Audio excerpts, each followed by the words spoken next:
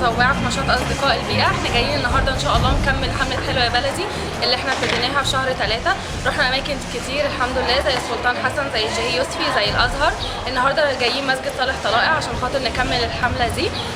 ان شاء الله احنا جايين النهارده عشان خاطر نكنس المسجد ده. المسجد ده ثالث مسجد على اتبنى على مستوى العالم معلق، بقاله اكتر من 1000 سنه.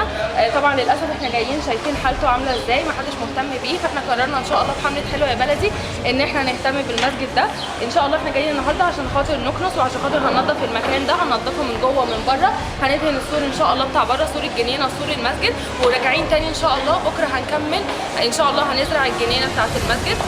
طبعا عشان خاطر اهميه المسجد ده فاحنا خديناه ضمن حمله حلوه يا بلدي. النهارده تقريبا اليوم ال 12 او ال 13 في الحمله، بقى لها تقريبا شهرين والحمد لله حققت نجاح، ومستمرين ان شاء الله في رساله اصدقاء البيئه المقدسه.